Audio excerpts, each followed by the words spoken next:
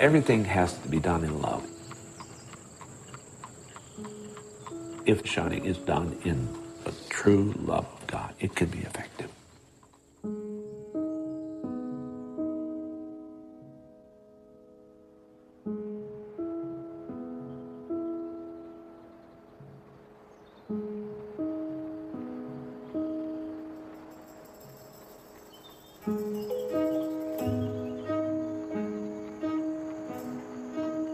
To the outsiders, shunning seems harsh, and it can be harsh.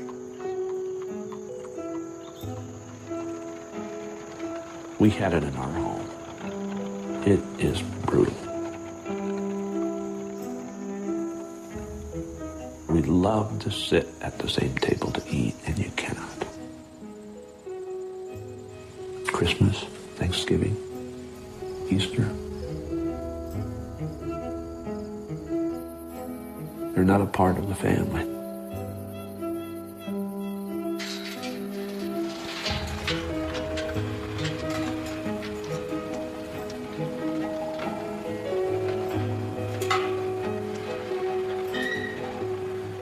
As one minister put it, it's the New Testament equivalent of stoning someone to death.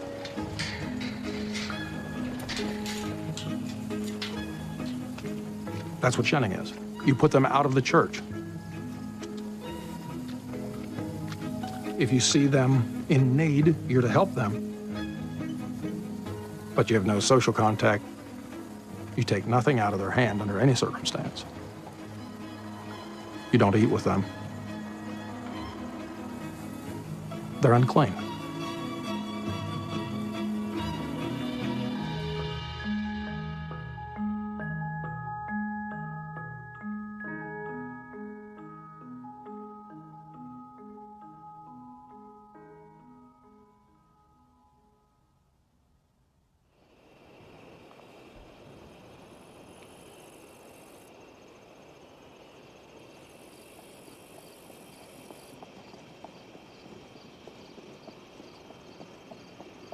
I didn't tell anybody that I'm leaving.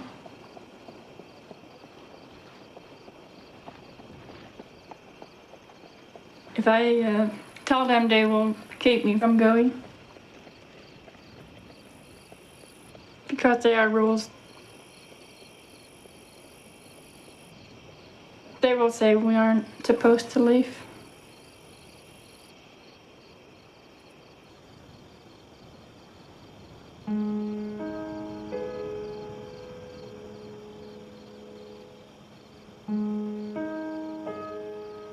I wait till it was dark. I ran out of the house.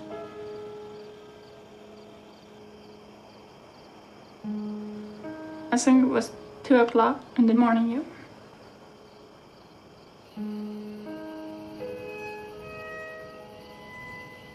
I don't make light at all, so if there's somebody that don't see light.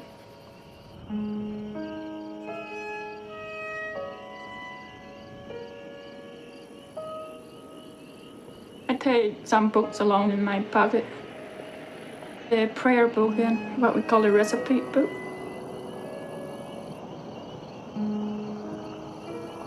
I had nothing else with me.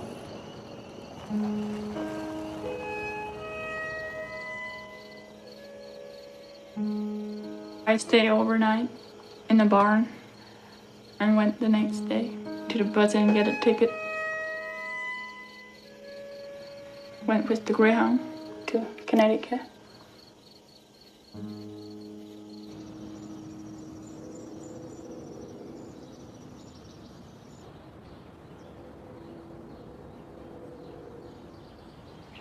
I got a call, and it was this man saying that he had just found my name on the internet and he needed someone to help a runaway from an Amish community. You know, I was still in my nightgown and I was thinking to myself, wow, you know, this could have been me. I was turning 19. This could have been me 34 years ago. How old were you when you joined the church? 18. Were you sure of it?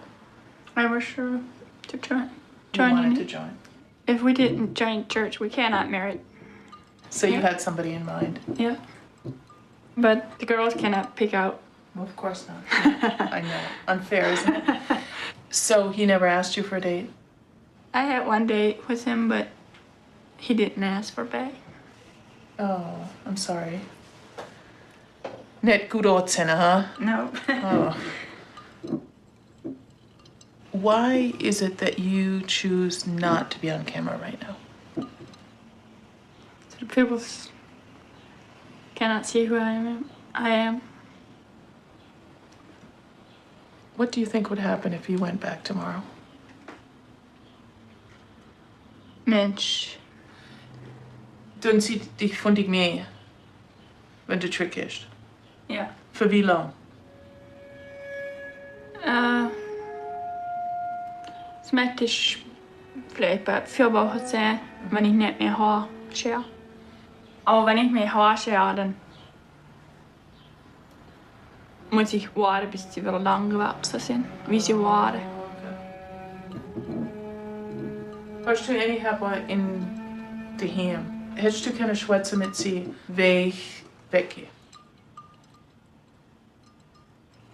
No.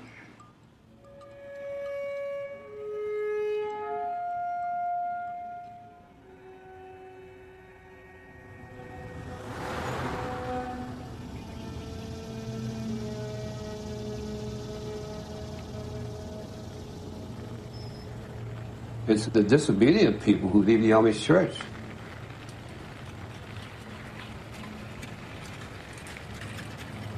They wanted something that was not allowable, so they just moved on.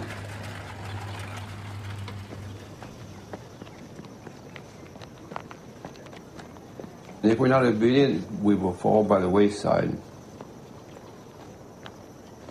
But how can you be obedient when you don't have any rules?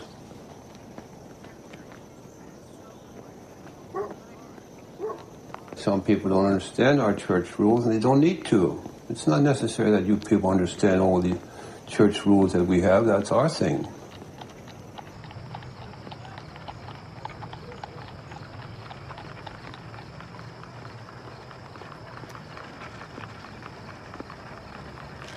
When we lose obedience, we lose the church. Amen.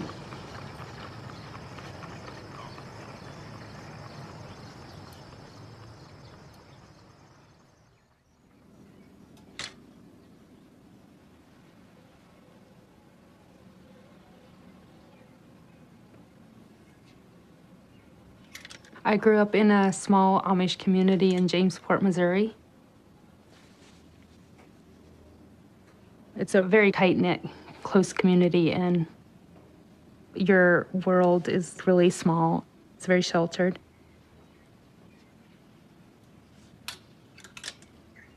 When I was younger, I used to be kind of disappointed that I was never allowed to wear like a prom gown and go to prom. But the Amish have the rules because they want to hold back.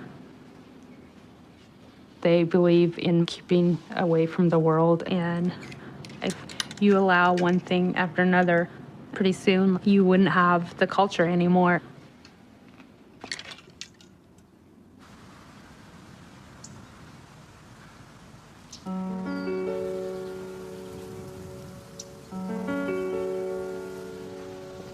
When I was 18 years old, we had a call from this lady named Robin. She was writing a book about teenagers from different cultures and religion, and she was interviewing them. So she wanted to interview some Amish girls.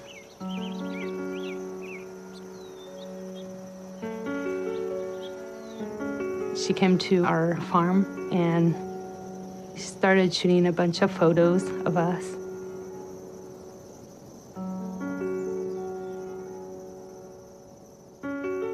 I remember being kind of uncomfortable. Amish do not believe in having their picture taken, and we were always told to not pose. Like, I'm kind of surprised Mom and Dad allowed that.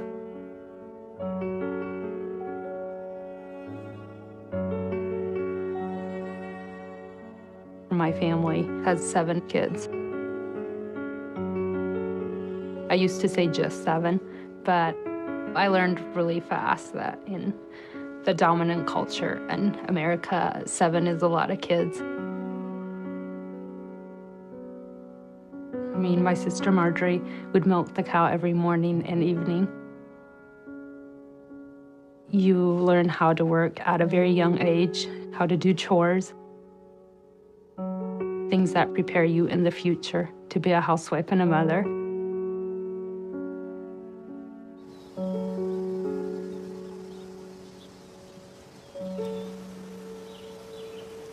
When Robin came to visit, it was the first time we had ever met someone from the city. She was showing us these pictures of other teenagers to show that there's another world out there. At that time, I felt very strongly about being Amish. But it kind of made you think about, well, maybe we are missing out, you know?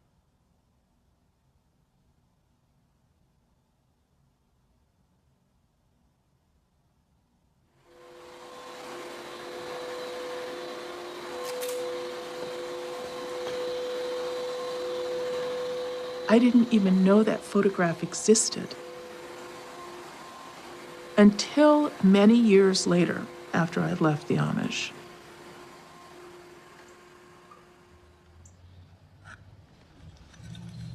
That morning, my mother knew that it was picture day at school, and she said, "If they make you take the class picture, that's okay." She didn't say anything about individual pictures. I went off to school, stood in line like everybody else, and when it was my turn, I got right up on that stool, smiled into the lights and the camera, no teeth, no teeth in the front, and thought, got you, Mom. For people who have a lot of photographs of themselves as children, they probably can't fathom only having a mental picture. I almost didn't recognize myself. I look happy there. And I didn't remember being happy.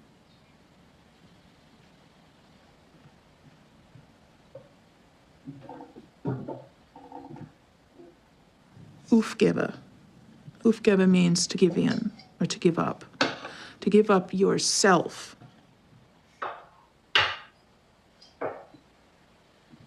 When I went to my first communion service, the bishop said, each individual grain must give up its individuality to become part of this loaf of bread. And in that same way, each of us must give up our individuality to become part of the community.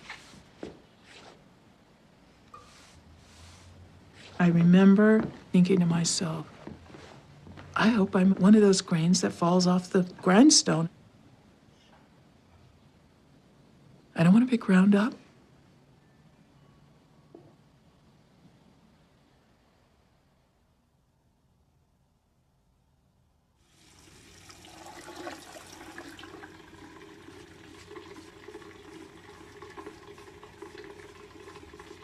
I guess I always wanted to leave.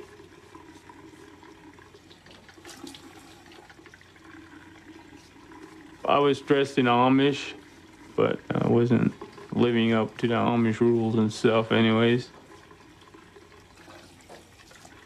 For me, I wanted to experience a different life. I wanted to go out and drive a truck or something like that. I just thought that would be cool.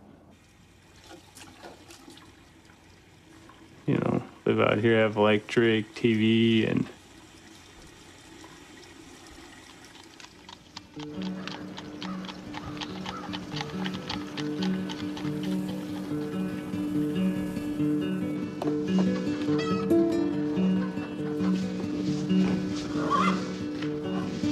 back then, that was everything to us.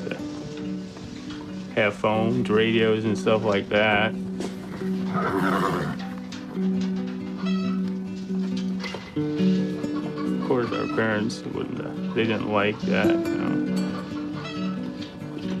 They would say it's worldly. It's against the rules. They always would end up finding at one time or another you'd get careless with it and end up getting caught.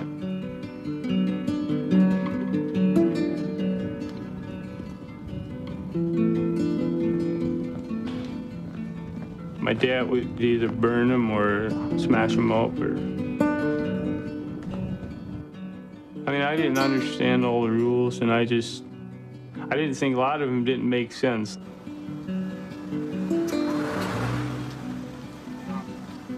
But then again, I had a pretty good life with my family. I got 2 brothers and 3 sisters.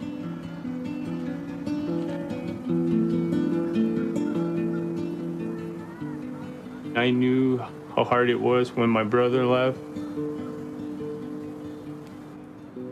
To see how heartbreaking it was to my parents. It made it hard for me to leave.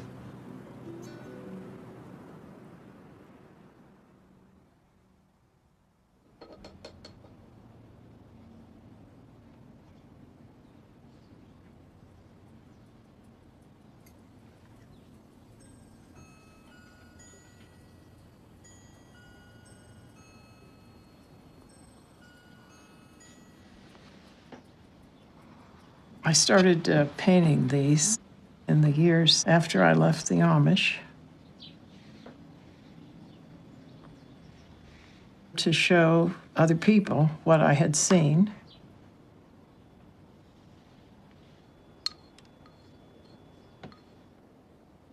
I didn't see television, read magazines. I didn't have newspapers.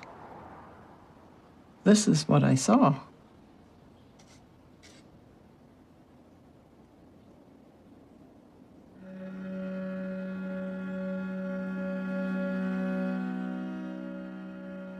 I grew up in Akron, Ohio. I got married early. In the early 70s, we moved from the suburbs of Akron out to the country.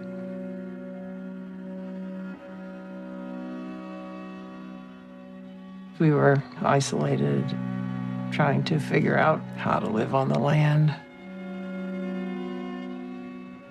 Needing a lot of assistance. We weren't doing a very good job of it.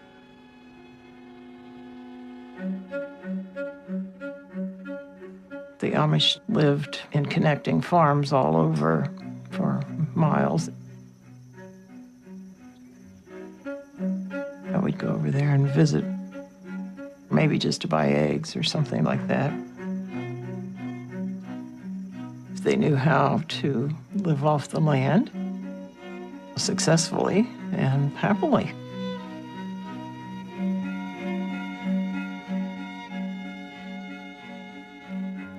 He, I guess, probably envied what they had and thought, well, if they can do it, we can too.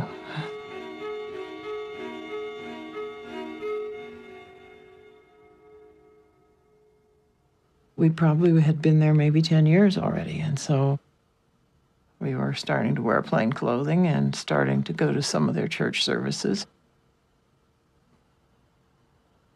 Probably, I felt there would be more acceptance upon being a member. I'd be viewed as more committed. I thought I was joining for life. I thought, this is what I'm going to do.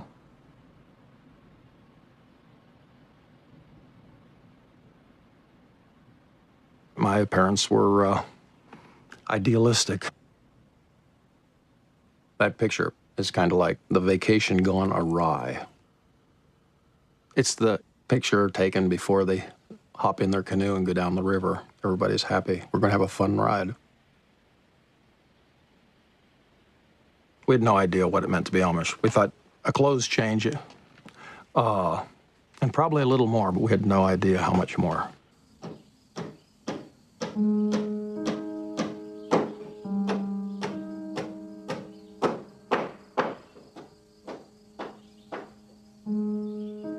learning the functional skills of the Amish was relatively easy.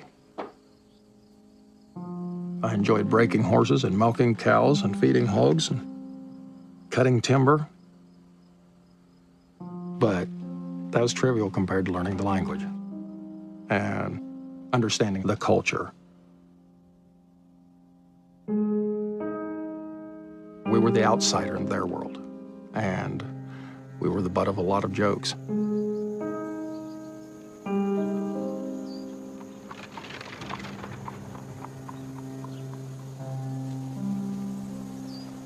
It's a very rigid society. Everything about your life, you're told what you can and can't do.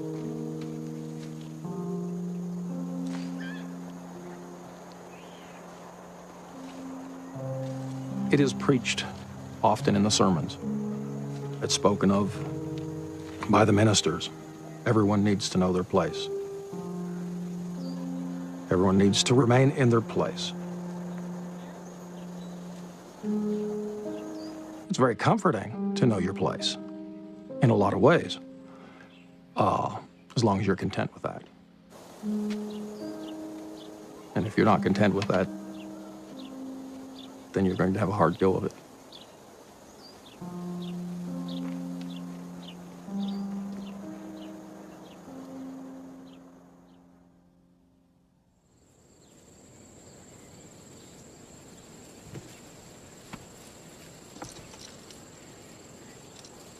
It isn't for everybody. Not everybody can do it.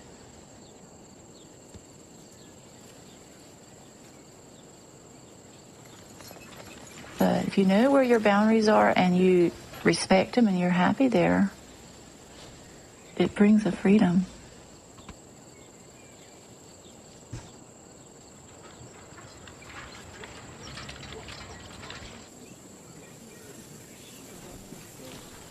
I remember when I first had thoughts about maybe not joining the church, because it looked like it would be so much easier to enjoy life. I mean, not that I didn't enjoy my life, but I guess I looked out sometimes at the cars and the TVs and the things, and I just thought it would be so great sometimes to have that.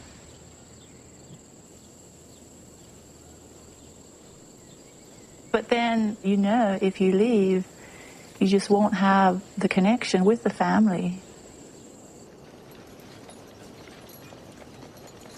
All my aunts and uncles, and brothers and sisters, cousins, and the close-knit relationship.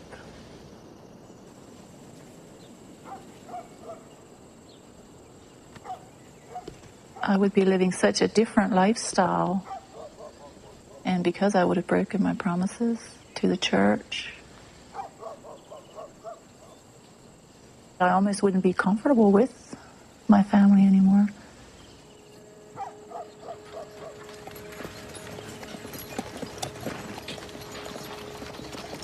It's just not the same.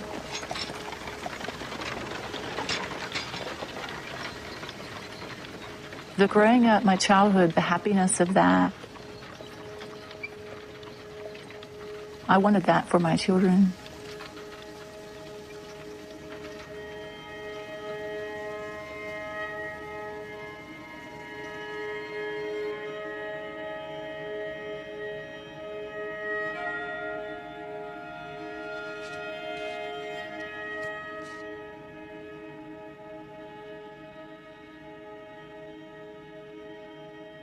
When my cousin left, I remember being absolutely devastated. I was 15 years old.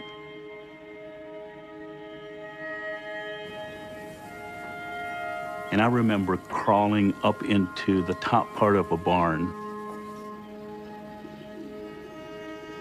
I laid down in probably a half-inch of dust. And I remember just crying my eyes out, begging God to save my cousin Eli.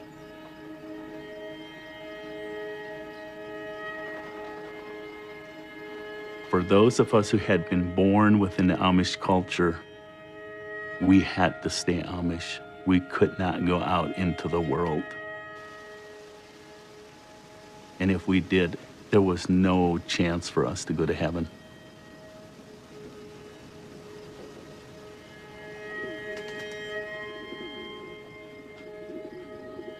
I called him up and I just said, Eli, think about being in hell. Just think about it. Tried to describe the flames and the pain and all of that. I thought I would never do that. Never, if I lived for 1,000 years, would I leave the Amish.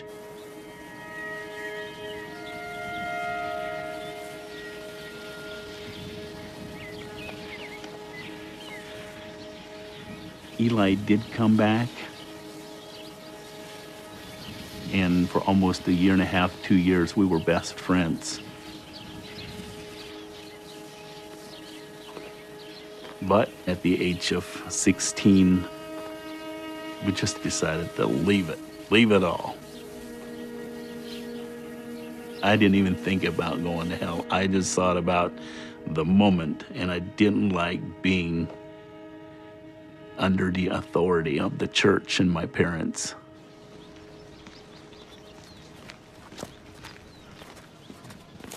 We got together and left notes in our parents' mailboxes. That was on a Sunday night, about midnight. And then we started walking, and we walked and walked toward town.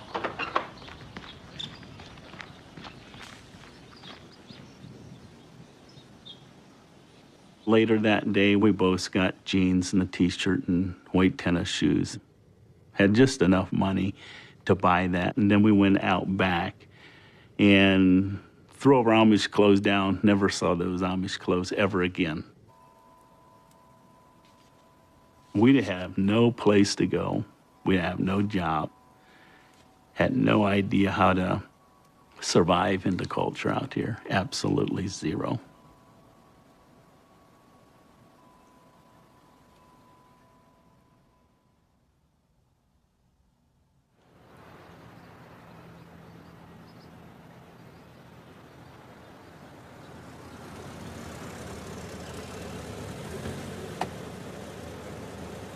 I left 6 weeks now.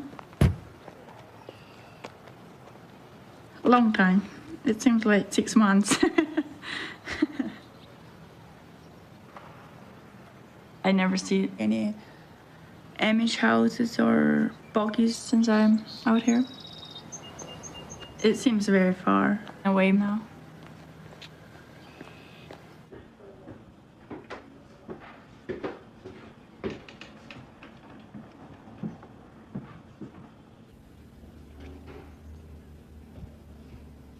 I was in Connecticut, cleaning and taking care of a house. But I'm gonna live here now with llama.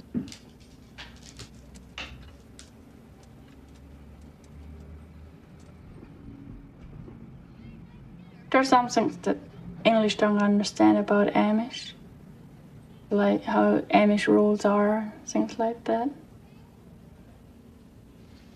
They were very lucky to find Salome to talk to her about things.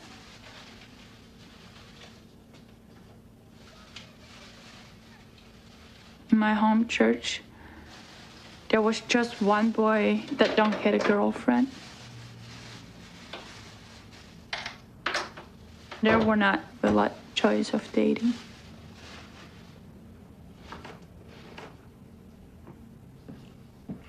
There are 5 different Amish groups in my area, but I am the strictest of those 5 groups. So we cannot date with other groups.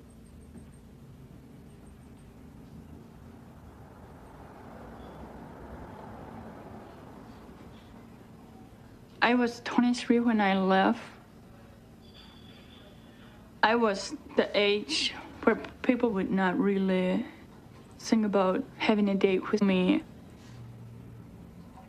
And they would call me an old maid.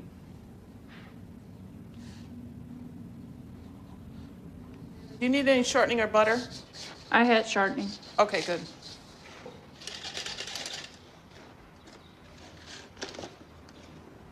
So far, it's nice to be out here, yeah. I bake bread and cookies and do weeding. And now I start making baskets. Trying to make an income, yeah.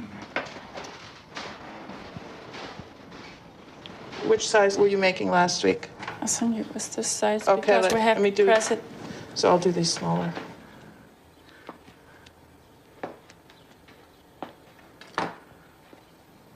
I think I am homesick. I miss my family.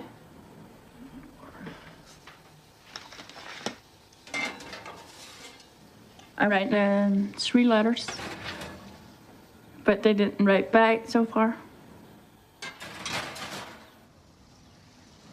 I don't think that they had a lot to say if I'm not staying Amish.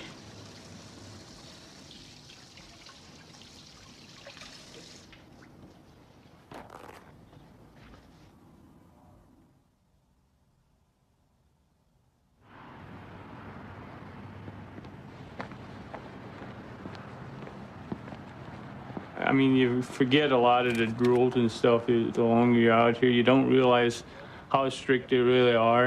Levi? Jan. Jan? Nice to meet you guys. What are you on the hunt for? Driving a buggy, it takes you forever to get somewhere. And if it's raining or something, you get all wet. In the cold winter times, you freeze.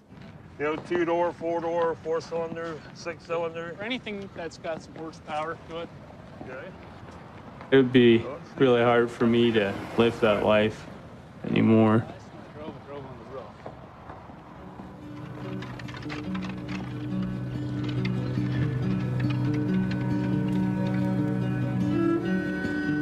I waited till I was 17 and I finally, I got caught with a phone again and I knew I was getting in trouble for it and I just decided to leave.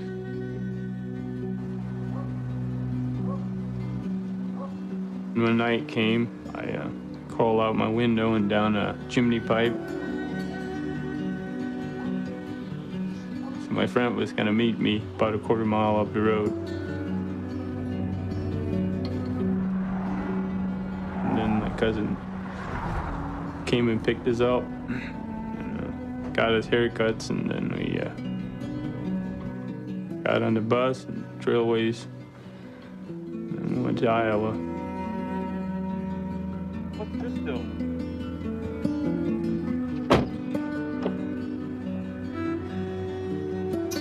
They always talk about the bad stuff that happens to the kids that leave. So I kind of figured it'd be tough.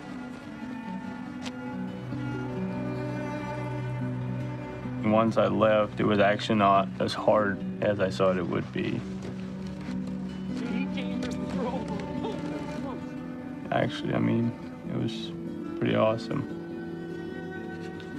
I can sell you the car for $2,110 with the tax, title, dock fee, everything comes to $2,500 even, and you're done. Deal. All right, so finish it, have it stop in, start printing the paperwork. I have to go out and write down the actual miles that are on the car. That'll be what's on the title. Okay. All right, do your routine oil change.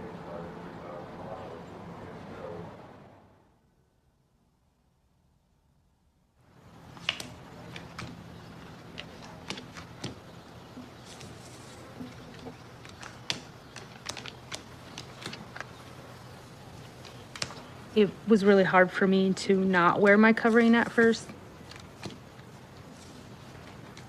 It's kind of rooted in us that you wear a head covering for prayer and to signify submission.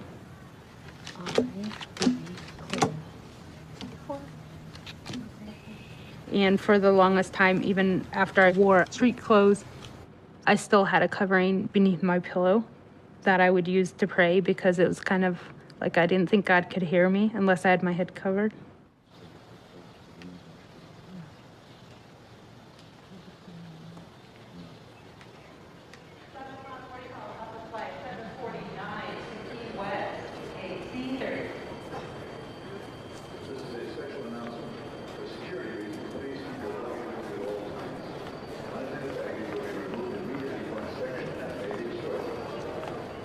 When I first left the culture, I was 19 years old.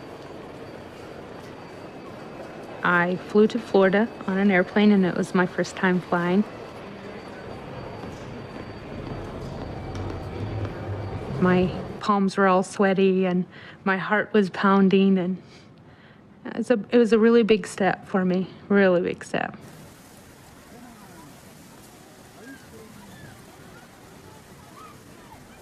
I had no plans to leave the culture. I just wanted to go to Florida to get away, get out of my community for a while. I had an aunt and uncle who lived there during the winter time.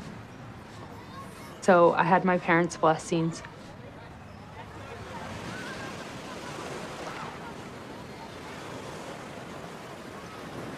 If I would have looked forward and seen that I wouldn't come back, I don't know if I could have gotten on that plane and left.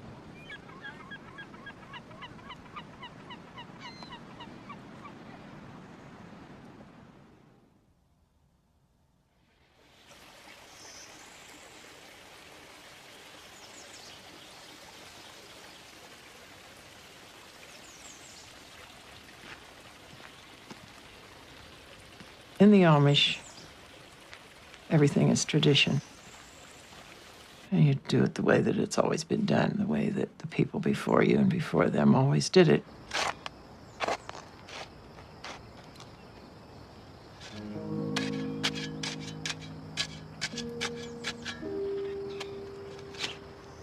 I don't think we missed it initially.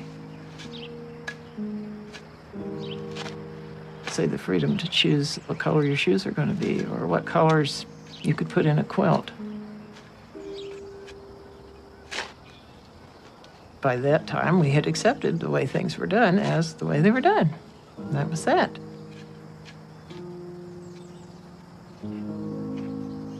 And then my son Paul got married.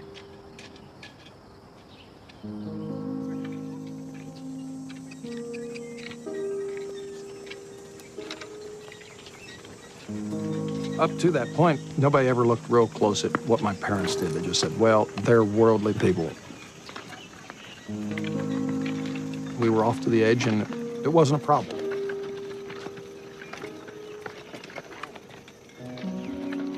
But after I got married, that entered an authentic German person into my family circle. Her dad was the senior bishop, and my family couldn't do the things that they had done for years without being noticed.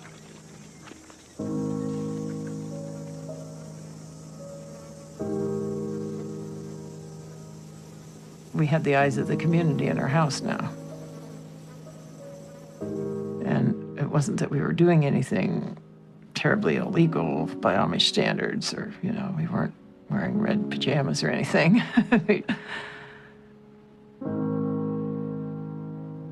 Probably some of our thought and conversation might not have been approved of.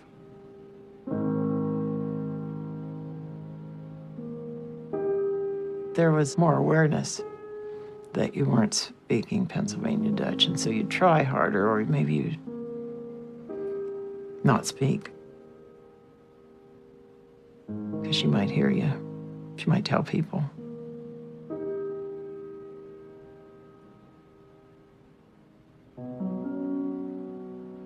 At that point, I realized I've given up maybe too much. I've given up the ability to even speak freely in my own home.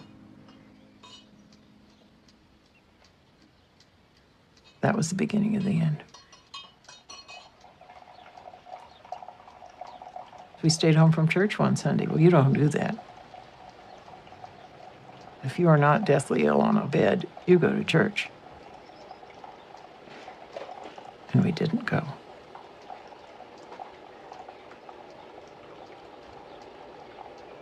By the second time we missed church, people started stopping in to visit, and the bishops and the ministers were calling.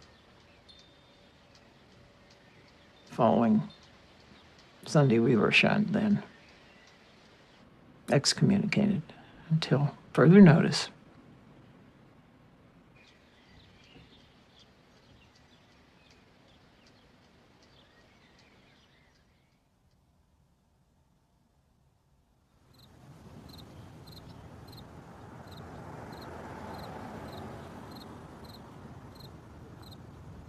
Even from a very young age, I always saw this side of my mother that wanted a little more freedom, questioned the Amish faith. But then she'd try to fold herself into that and be the good Amish woman, the submissive Amish woman.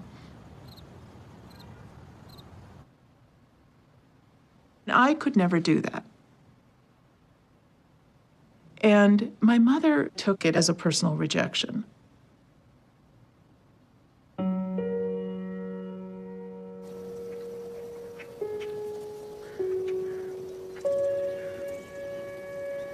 I was 20 years old when I finally decided to leave.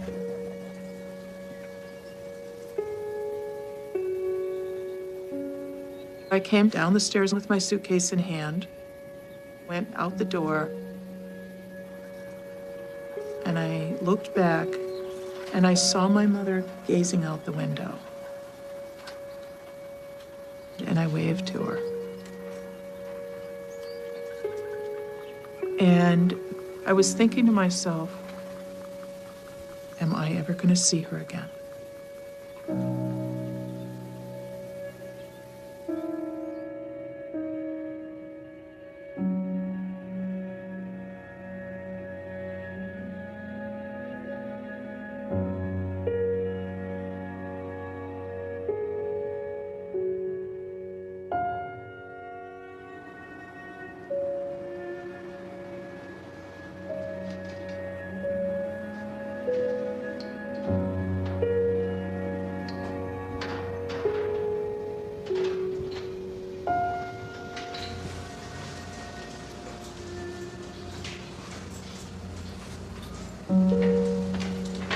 There are certain things in life you can't prepare for.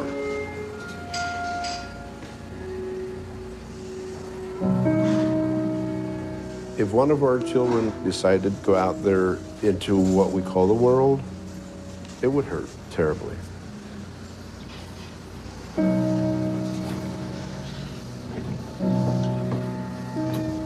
If they think they like better what's out in the world than they do what's in here with us as a family, as a church, the responsibility then would lay on that child's shoulder. They made that choice. We still have to take care of the ones that are at home.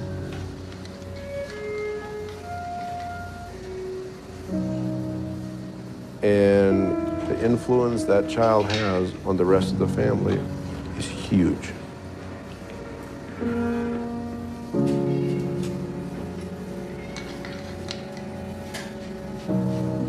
The Bible teaches us clearly, whoever knows to do good and does it not, it is a sin. And we feel that sin cannot enter heaven. But at the same time, you know, if there's something that we did that hurt their feelings, that created bitterness, we would just go the second, the third, and the fourth mile, whatever it would take to bring them back.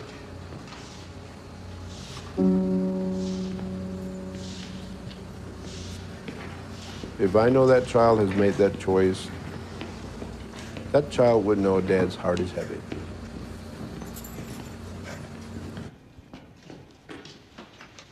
Dad's heart is heavy till the grave.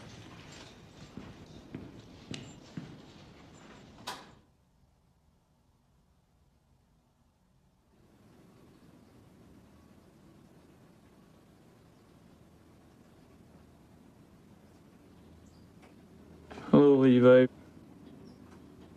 This is around Tuesday noon. I don't intend to write any more Bible verses to you, but if the day comes that you want to come home and obey your parents, we would want to help you understand things as we can. come home to stay, please, Levi.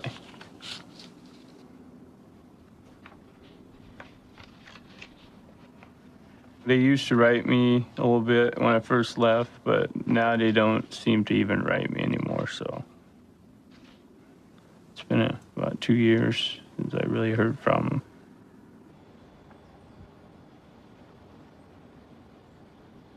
I mean, you kind of forget it after a couple of years. It kind of fades further and further away, I'd say.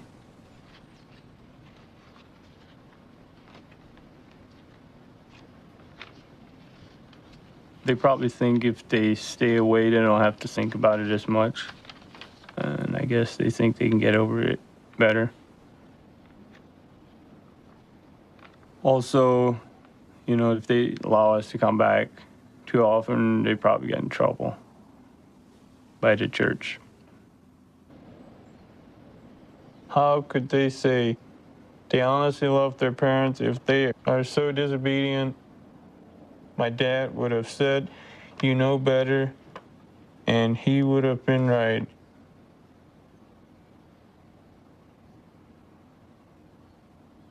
This would have probably been my mom. Dear loved son, Levi. Pretty awesome, I guess.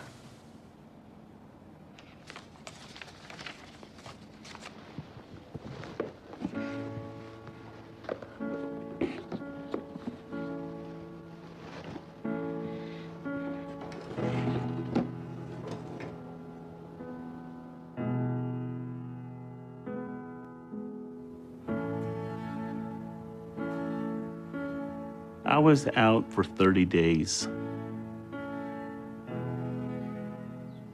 And during that time, my dad used to come into town.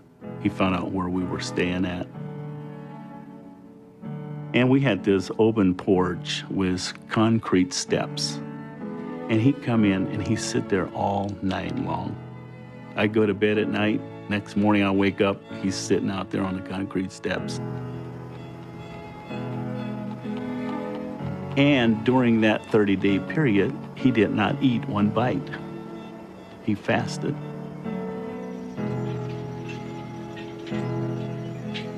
Because in his mind, his oldest son was on his way to hell. And he was willing to do whatever it took.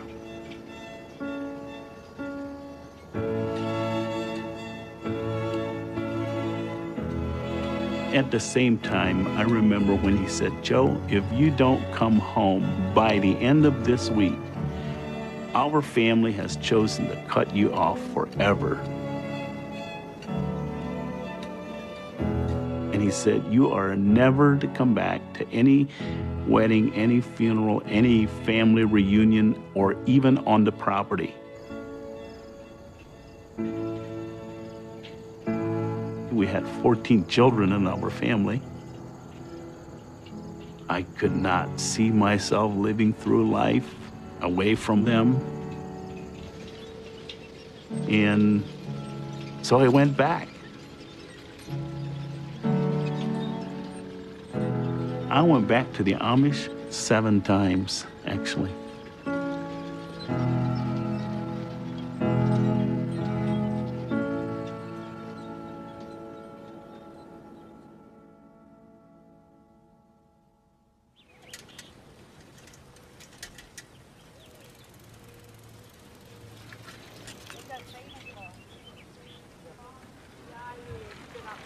It wasn't a decision that one day I just decided to not be Amish. It was not like that at all. It was a gradual thing.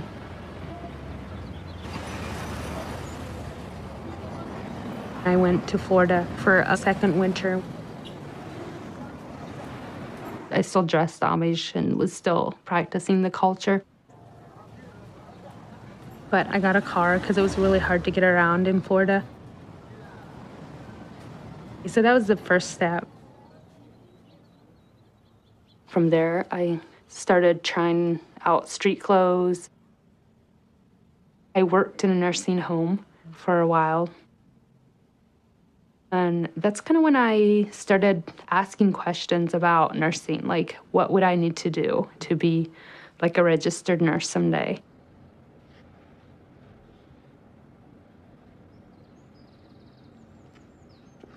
I've always felt called to do nursing.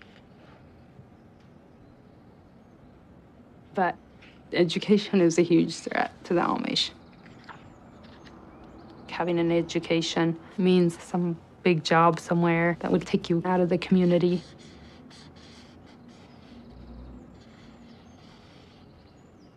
The Amish go to a one-room schoolhouse, and you only go to the 8th grade. And I was 13 years old when I graduated.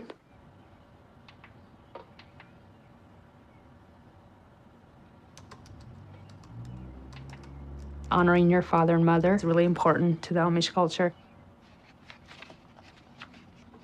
And it's kind of hard to really know when do you seek God's calling over what your parents are telling you what to do. At that time, I still believed that I could do both. I had told myself that I could go back, and I would.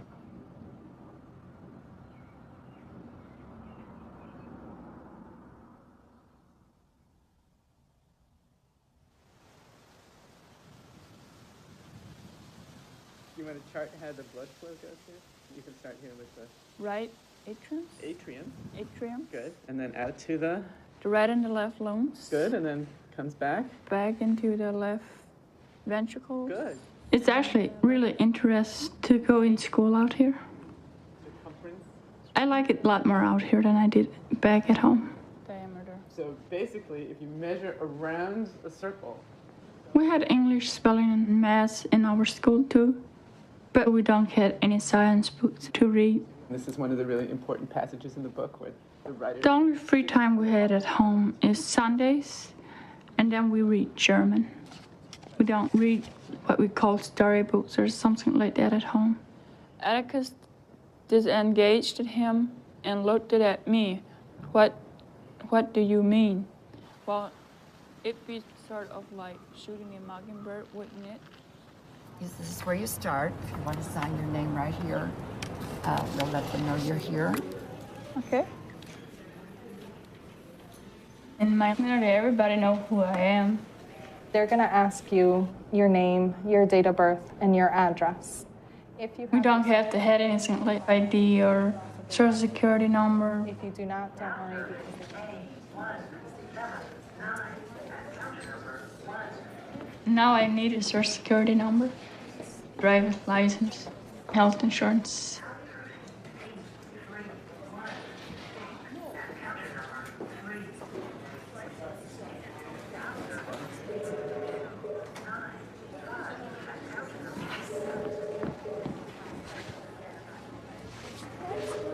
Great. Congratulations. So now you actually exist. Yes. I never had something with my picture on it before.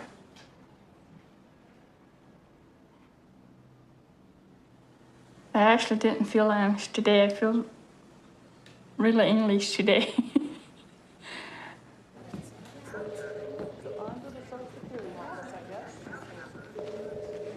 I was not expecting how it would be.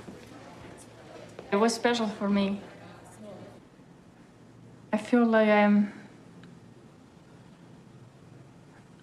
I could be more like whoever I want to be. It's that identity card.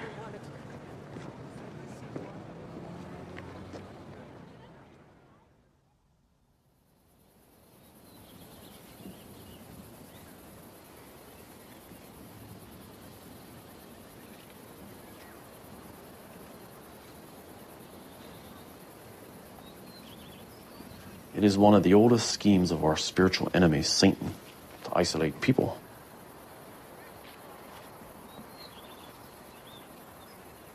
He knows that isolation will cut us off from the wisdom that multiple perspectives bring.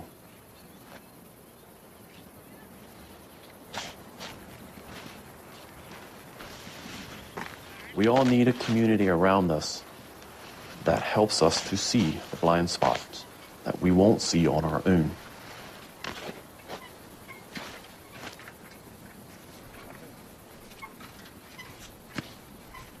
That is what community is about. That is the reason for adhering to biblical social norms.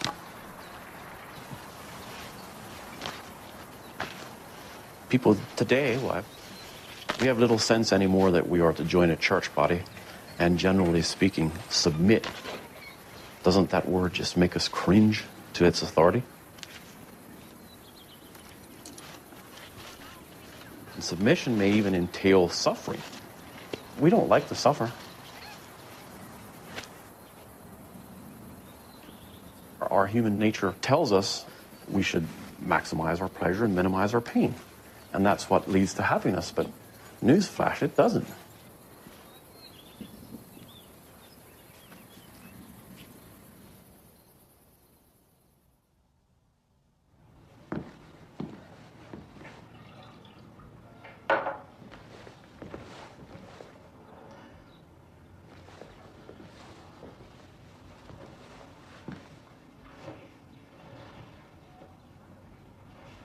My mother wrote to me a couple of months after I left. And she said, well, today you were put from the church, meaning you are now shunned.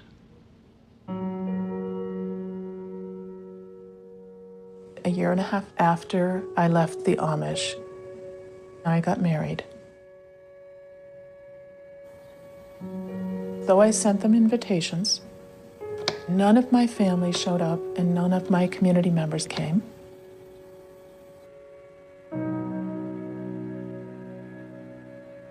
I was letting people down, especially my mother.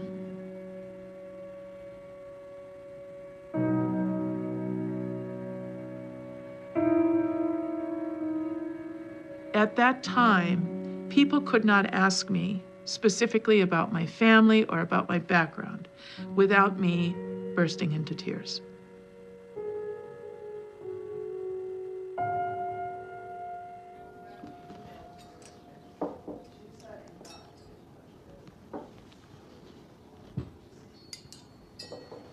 The first couple times that David and I went home to visit, my family would let us eat right with them.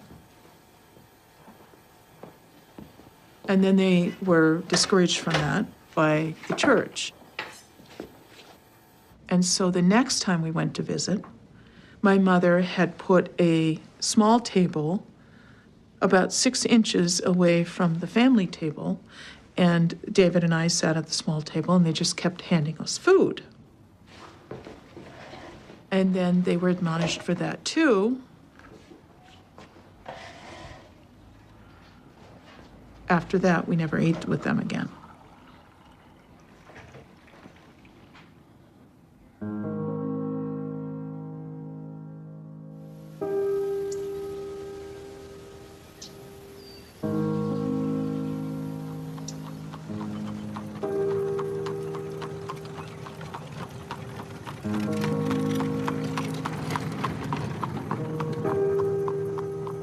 They can give you a long list of scriptural reasons.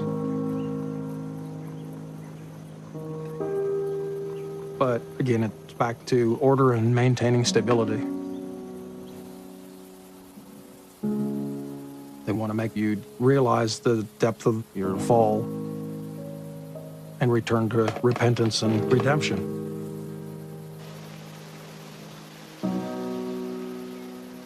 They also want to keep from contaminating their group as much as possible from those influences.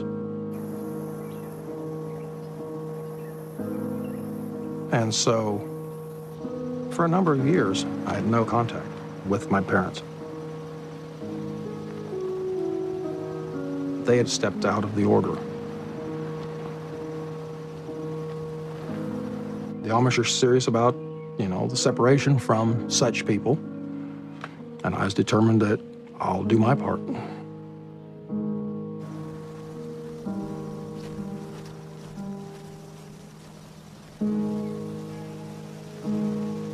son and his wife had their first child, my granddaughter. And I went to visit her and them at their rented farm. I wore my Amish clothing, and it was awkward, brief. It didn't go very well. There really wasn't any fixing it at that point. I was an excommunicated member, and he was a church member. It couldn't be fixed.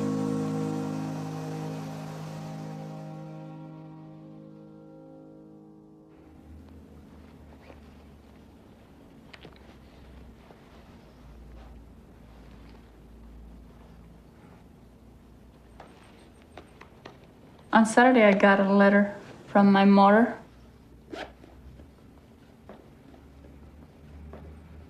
And when I was done reading it, it was just like, I don't know. I really don't know what I am doing.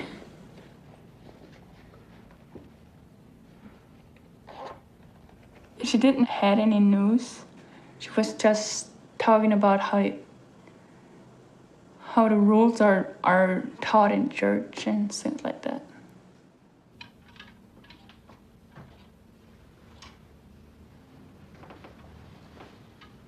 Yesterday, I get a letter from my preachers. My preachers write that I'm in trouble for a lot of peoples, and I should come back. If they didn't hear from me, they're gonna put me in Sean. That means out of church.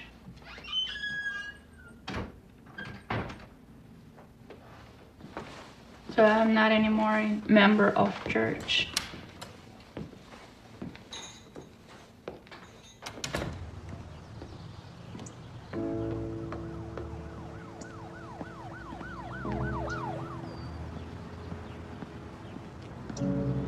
Sometimes I see pictures on the television. Just like if they are using guns or if something blow up or something like that.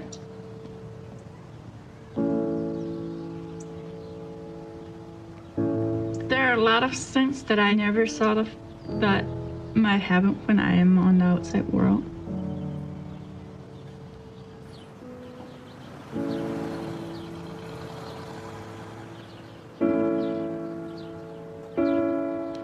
I never think about dying before I left the Amish.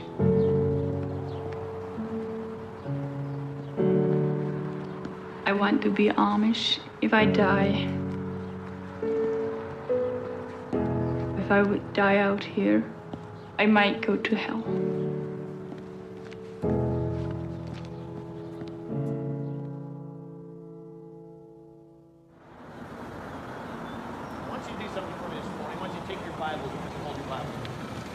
Isn't that a beautiful sight? We believe this book, amen? How much of it? All of it. Turn to Romans chapter 12.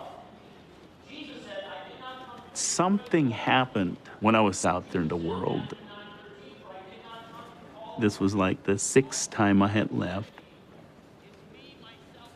A friend of mine opened the Bible up and showed me how to get to heaven. And it was through Jesus Christ and Him alone.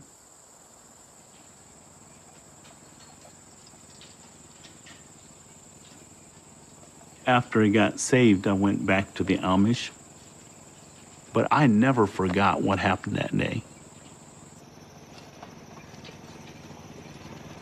Came back, settled down, got married, and decided I'm raising my children within the culture.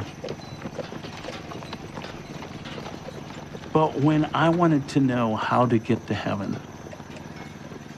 no one could tell me for sure.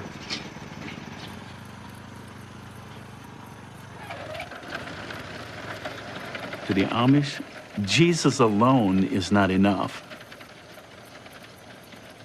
Working, trying your best, following the rules and traditions of the forefathers. If you do it all just right, then hopefully you'll make it into heaven. When you recognize I am a sinner and my sin condemned Christ to the cross. To me, all the good works and traditions and rules and regulations covered up the simple, easy plan of salvation. Why would you say no to Jesus? Just say yes. My wife and I, we started reading the Bible, and the more we read, and the more we compare it with all the rigid rules, we all of a sudden decided, you know, are we going to follow man, or are we going to follow the scriptures?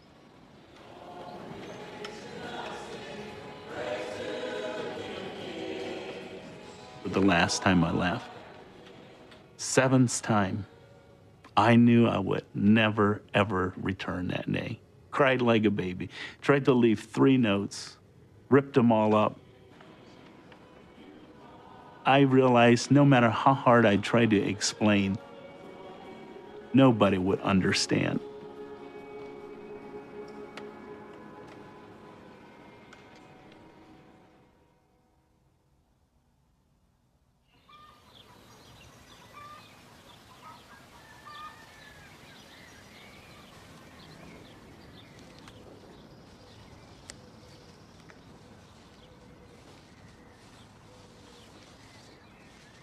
Once when I was yet a teenager, I had to ask a question to one of the senior ministers. He said, "That's not your place, big question. You're a member, you're not a leader in the church. It is better," he said, "to let us instruct you on these things and accept them as they are." And I was perfectly fine with that. I was happy to go back to my farm.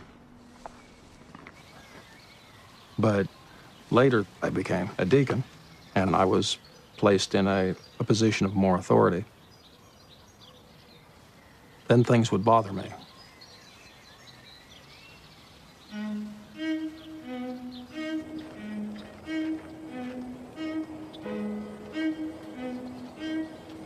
The deacon's duties primarily are twofold.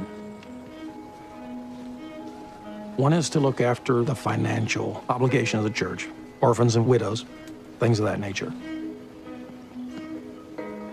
And the other, by far the more troubling, was dealing with anyone that has transgressed against the church.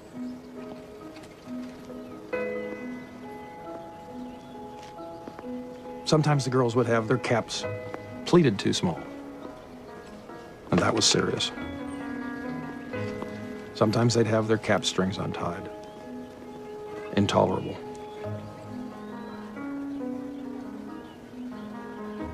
The philosophy is if you don't deal forcefully with the minor things, then you'll have major disruptions down the road.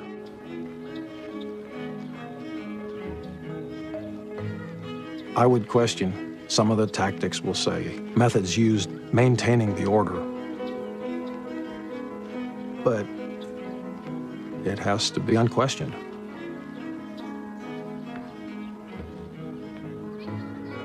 I had to be put in my place so that the others would not challenge authority later.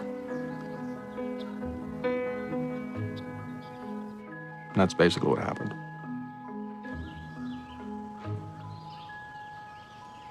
The bishop leveled one charge.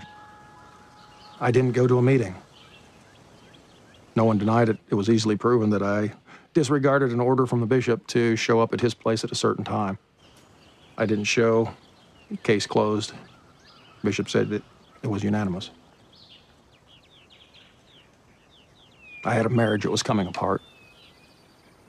The bridge was burning on both ends.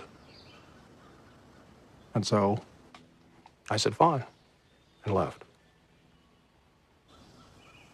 And walked away from it.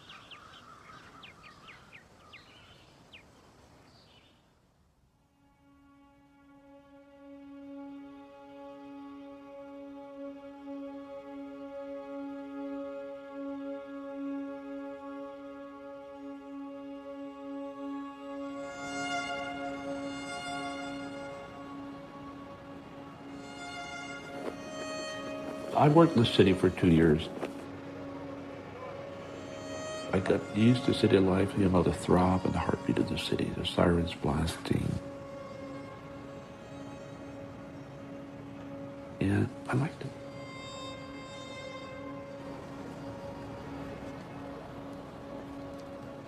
But the city could be so full of people, and you could be so lonely.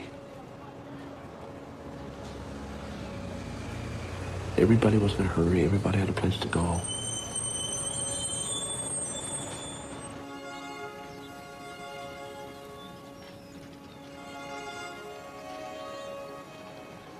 There's a case of an Amish bishop here.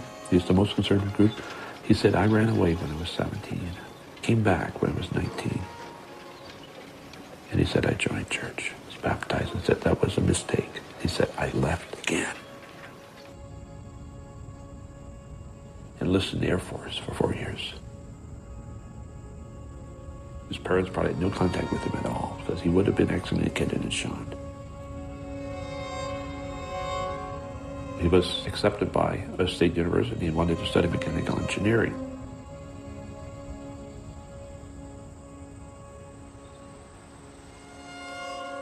He came back to tell his parents that he's going to college now. They lived in a long lane. When he turned in the driveway, the memory set in.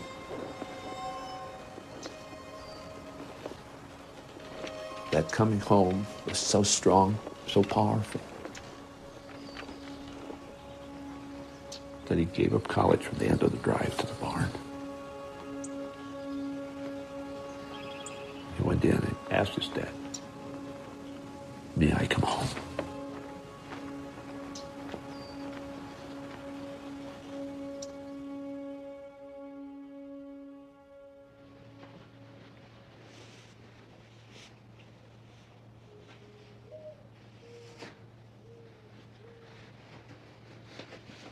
My parents do not shun me. I'm welcome to come home anytime.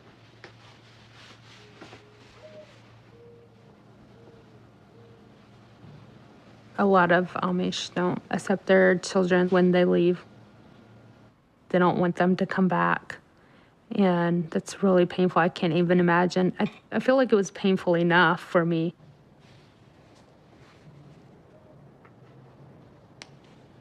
And to think about never being able to go home again would be terrible.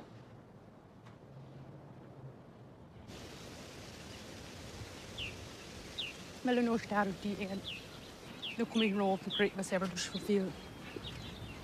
parents are having a reunion, so we came to help get ready and to see everyone.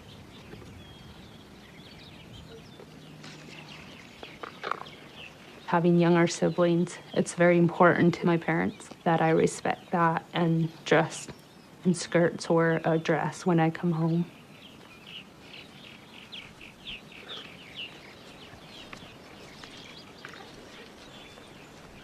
I think there will be a time in my life maybe where I'll tell my parents that I won't wear the Amish clothes anymore. And that's a really hard point to get to. And I want to get to that point, but I just haven't yet.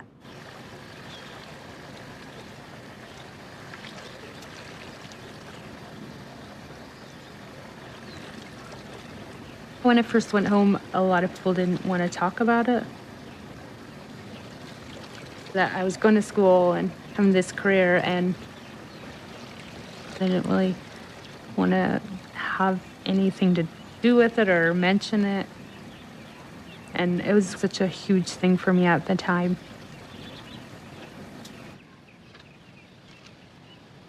It's like the common ground we're missing.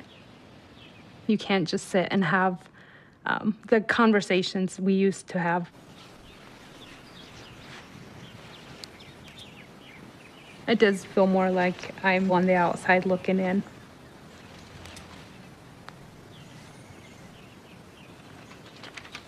Being there and being filmed was a reminder that my life's very different now.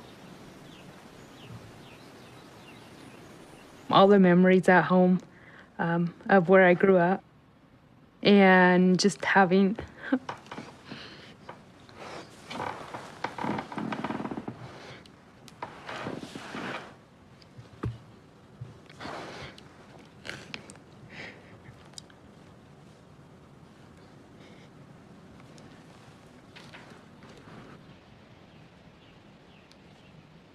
It's a profound loss. And I think I still maybe grieve over the things I've lost, the relationships. The idea that I was allowing someone to film me made it final. If I was going back, I would not have allowed anyone to film me.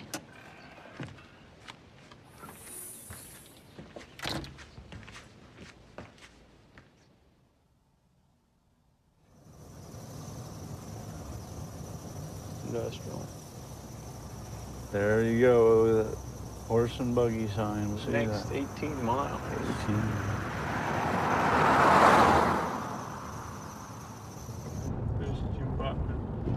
My brother called me and wanted to know if I want to go back and see the family, and we drove all night. Whoa, somebody built a house where the schoolhouse was. Serious? Yeah. And it's just good to drive around and see old places and see, you know, changes that they made.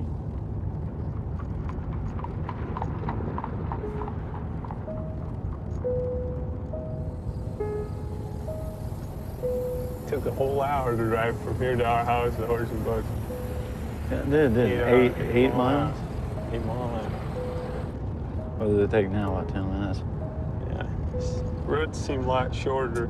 It does, too. It does. It's almost like everything went and shrunk.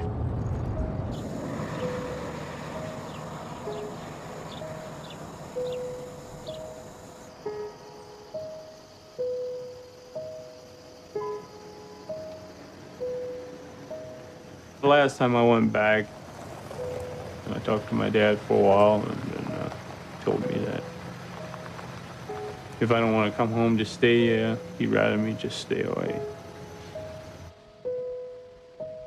And I left after that.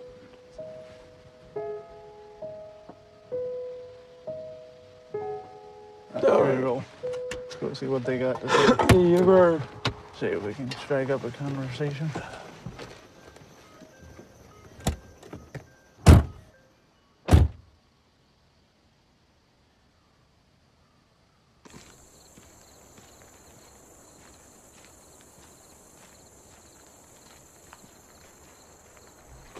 See if anybody's in the house.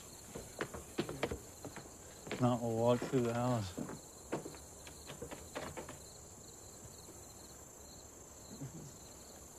I don't know.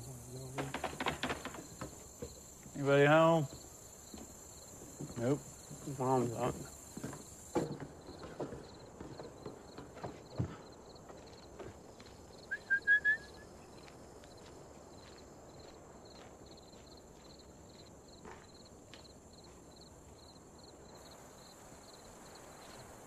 Yeah, my mom was out in the garden. At first, it seems like she just kind of ignored me, but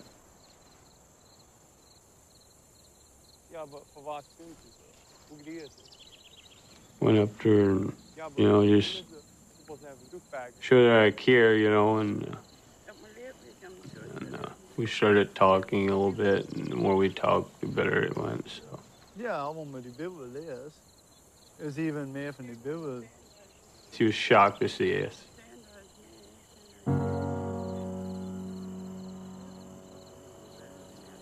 And then Dad came home, we talked about a half hour, and then he didn't, you know, say a whole lot, but didn't invite us in the house, so. We just sat on the front porch and visited for a couple hours.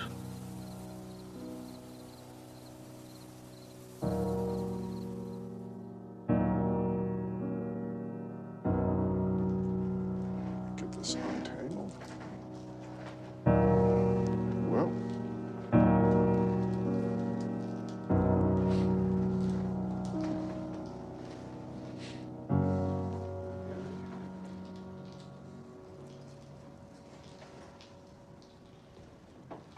Anna cannot let go of some of her Amish beliefs. fastened to you.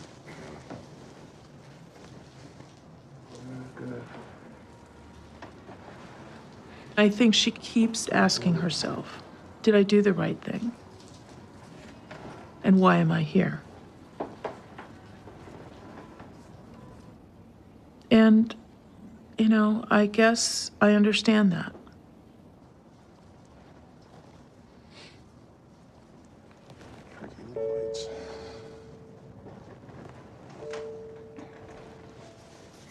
Anna has been packing and repacking her suitcase for like a week and a half.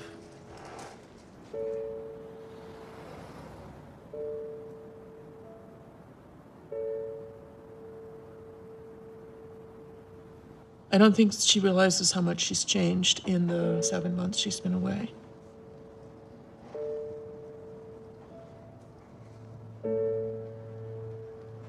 It's going to be very hard to fit herself back into the community.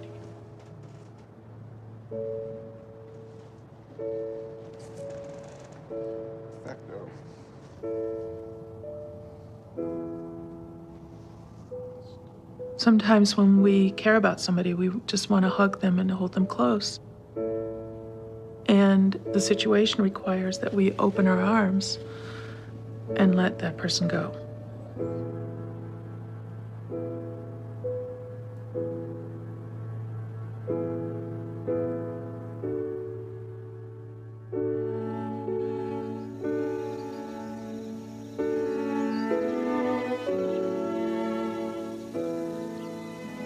I usually try to take a walk every morning.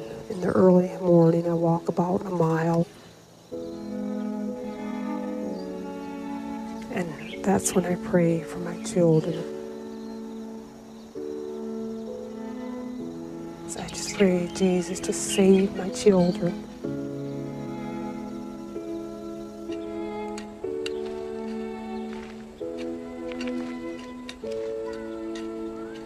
It's important to us, our heritage and our way. I know it takes more for salvation than just our lifestyle. But why is it hard for me to let go?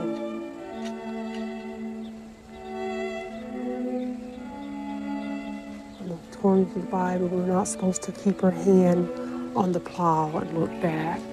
But you know, sometimes I have regrets. I think maybe I could have done this different, that different. You know, maybe I didn't spend enough time explaining things better when I was growing up.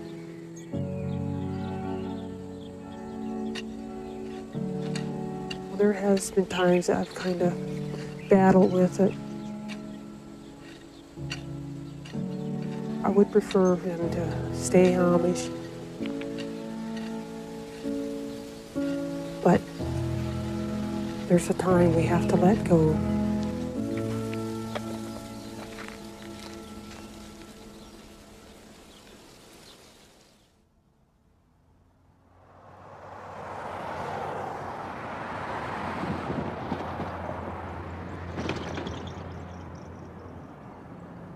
You were never taught to live in freedom.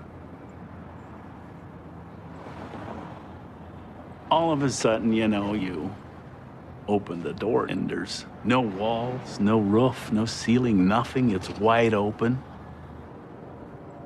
You need somebody to help you. Otherwise, you're not gonna make it.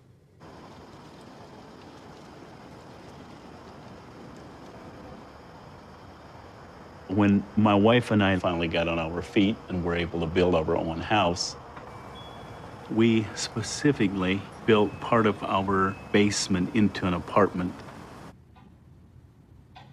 We've had many young people that have come through there. We can take 2 to 3 at a time.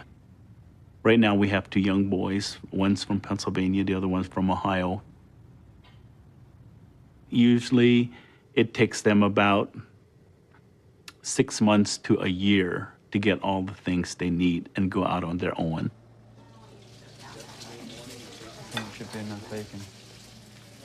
We do that. After they leave, Our house is a swinging door. At any given time, they might come in here for dinner, you know. Then Esther goes in and she gets some food, and we become, in a sense, their parents. We talk about life, we talk about goals, we talk about the Bible, we talk about salvation. We consider ourselves missionaries to the Amish. Lord, thank you for this day, and we receive it as a gift from heaven, and we receive this food as a gift as well, and we thank you for it. It's in Jesus' name, amen. Amen. The best thing that could happen is for our ministry to help the parents understand it's okay for their son or their daughter to get a car and live differently than mom and dad did.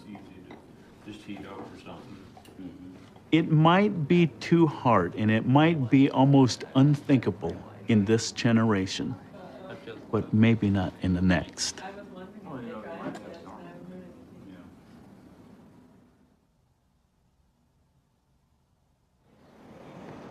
Was hast du? Hast du donations box da? Because ich habe schon Geld. Ich habe schon $50. Muss noch heim springen. It's hard for my parents to say openly that we're proud of you. Being proud is not something the Amish believe in. It's still hard for them to see that the Amish girl they raised has a bachelor's in nursing. I'm just not two each side. No great comment. In college, I worked almost 30 to 40 hours a week plus full-time classes, and it was really, really hard. So it's important to me that there's some kind of help out there for people like me who have Amish parents who don't support them going to college financially. I still respect the Amish belief, and it's not like I'm gonna recruit people to go to college or tell them they need to, but the scholarship fund will be there if they need any kind of help.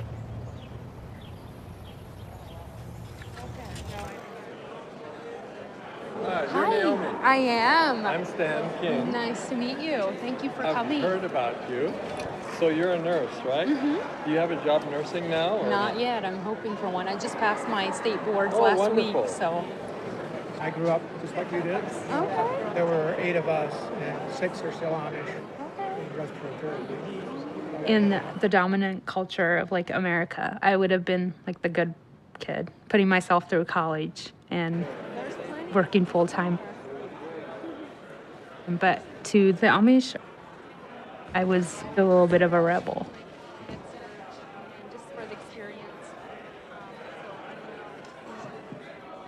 I can just imagine some Amish guys stroking their beard and shaking their head, and that's hard for me. I don't want to offend my culture. Oh, no. I don't really know how I would do it differently if I had it to do over. But I wish somehow it wouldn't have to be like that.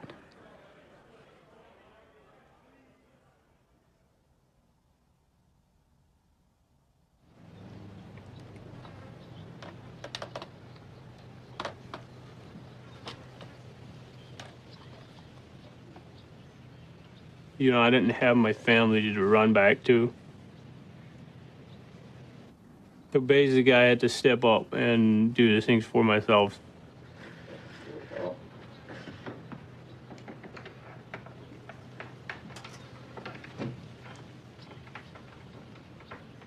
I work with a couple ex-Amish people. Construction work. We built pole barns. 2 years ago, I figured I'd buy something,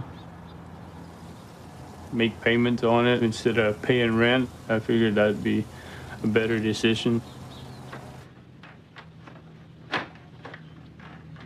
It's just a small starter house. Nothing fancy, just something to get me a hit.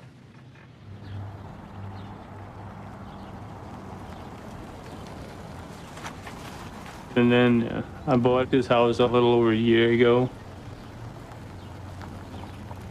A 3-bedroom home, and I got a garage, which I really like.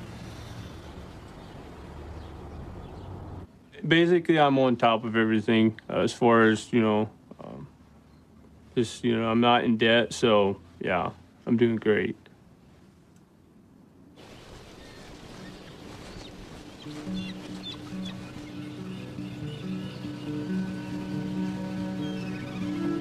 When we went to see our parents, I told them that they could come visit if they want to. But I don't really see it happening. They're not proud of the lifestyle I live.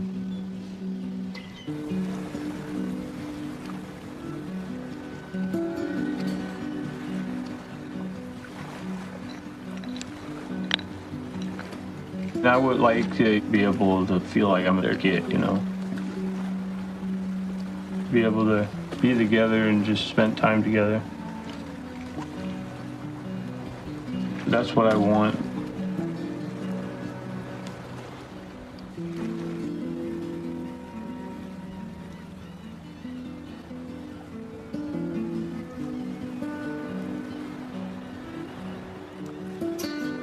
I try to not hang on to my past, to just move forward, and tomorrow's a new day, basically, so.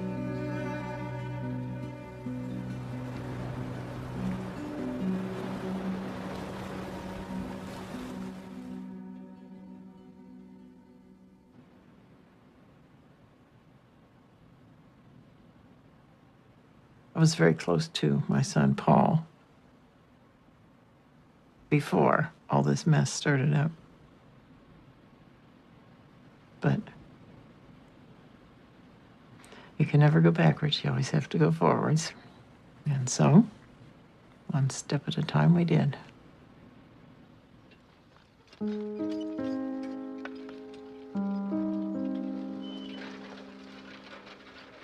I don't understand Paul. He left the Amish. He very strongly left the Amish, and yet he lives as if he's Amish. Does he wish himself back? I don't believe.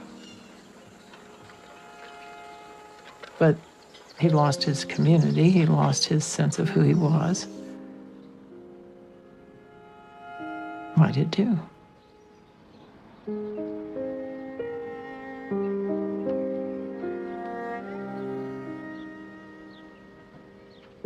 My mother enjoyed what the Amish way of life offered her. She found real fellowship for the first time. Camaraderie, I guess you could say. A lot of modern America has lost touch with, the things that make us human. Being in touch with the land and religion, family relationships.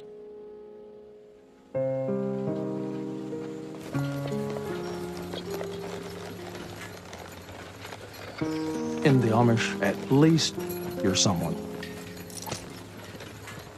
You're a name. You may not be a liked name, but you're definitely a name. In the English-speaking world, you're at best a number. You're no one there.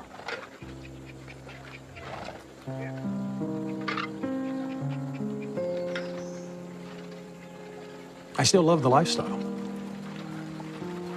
but I can't accept some of the trade-offs. So it leaves me in between, lost between cultures at this point.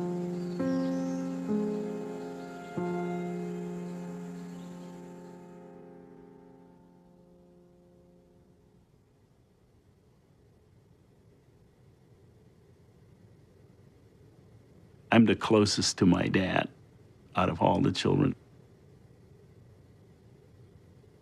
I was their firstborn, you know, and he just didn't think he could let go of me.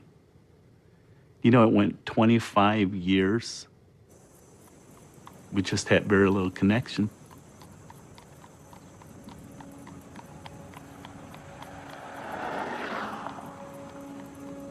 One year ago, I got in the car and I drove all the way to Pennsylvania. Got there late at night, didn't know if they'd even let me in the house. And you gotta remember, this is 25 years later.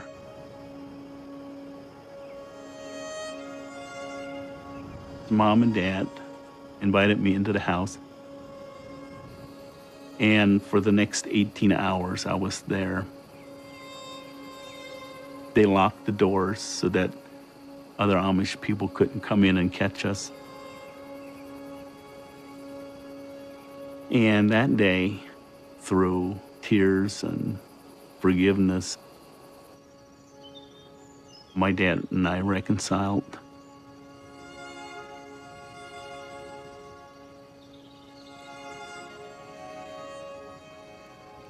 Since then, I've realized that he's still holding me at an arm's length. My dad is 60-some years old.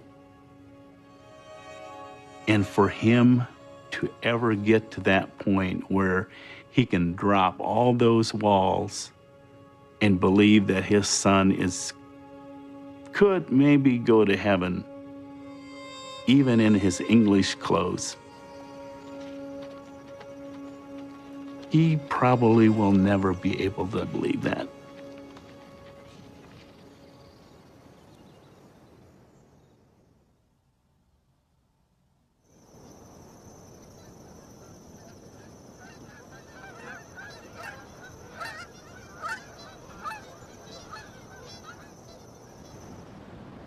On a Tuesday afternoon, around 2 o'clock, my father died.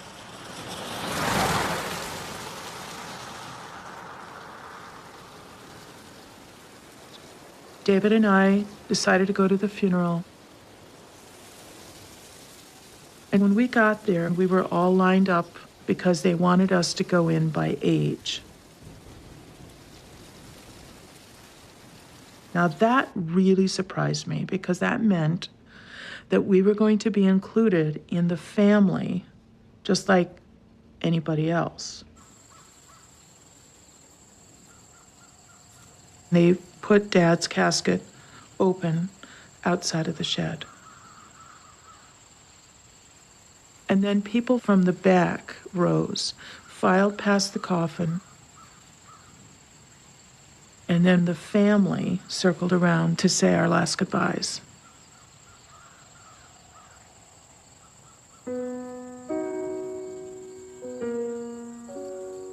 And everything got so still. It was like the birds stopped singing for a minute, and all the babies in the group stopped crying.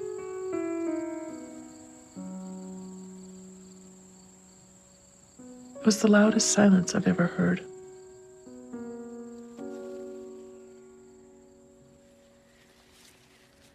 And I'll never forget how the 400 people, all standing in black in that circle in the courtyard, it felt like they were supporting us in our grief. And it didn't matter at that point what we were dressed in.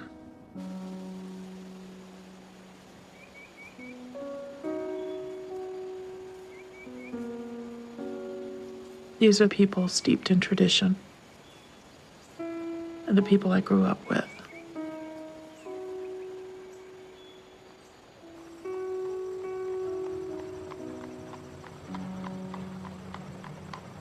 I feel sad that that's not what I'm going to have. We all make choices in our lives. And sometimes one choice precludes another.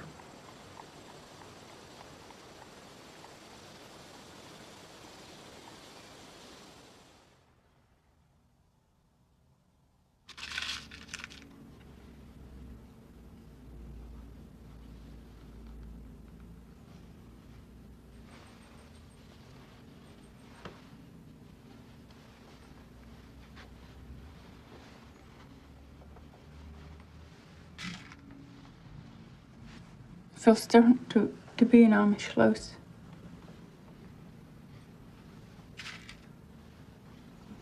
It feels like a heavy dress.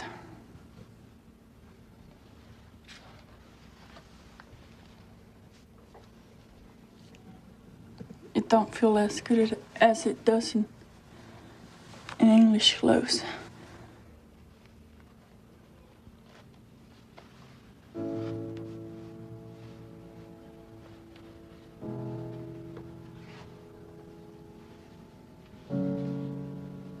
There are a lot of things that I'm gonna miss.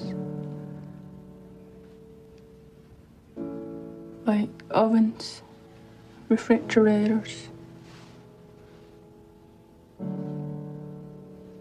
Going to see the movies. And music. And light music.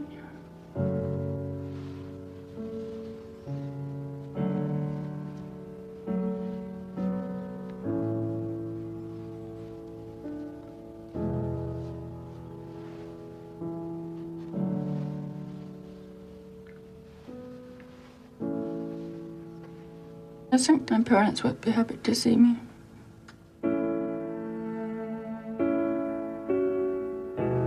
I was all my life at home. And then all of a sudden I was one morning disappeared. I think that was hard for them.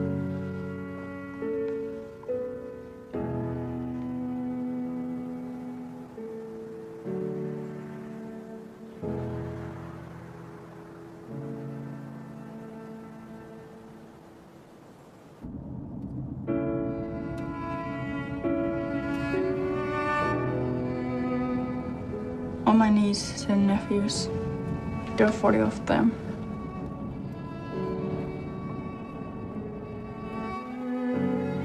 I think they would now be afraid of me because I have left. That would be hard.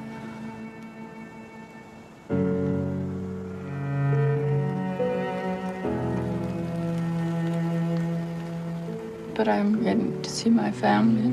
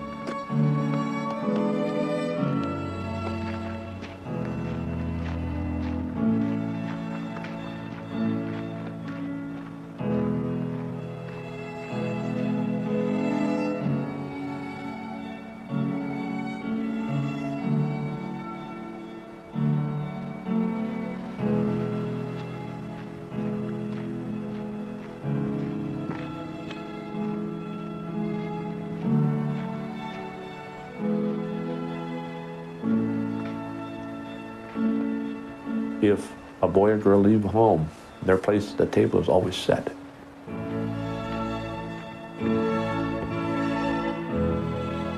Nobody else sits there.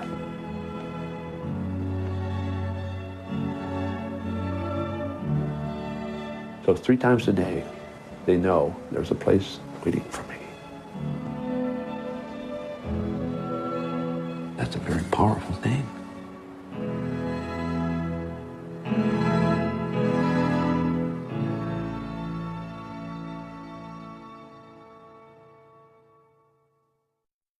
Exclusive corporate funding for American Experience is provided by Liberty Mutual Insurance.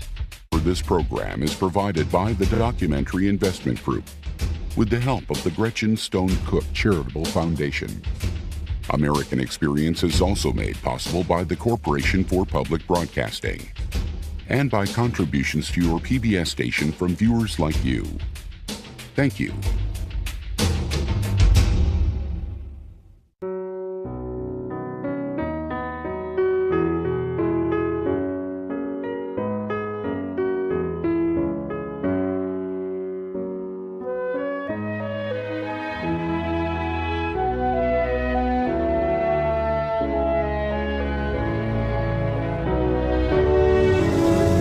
There's more American Experience online at pbs.org, where you can find out how to join the discussion on Facebook and Twitter.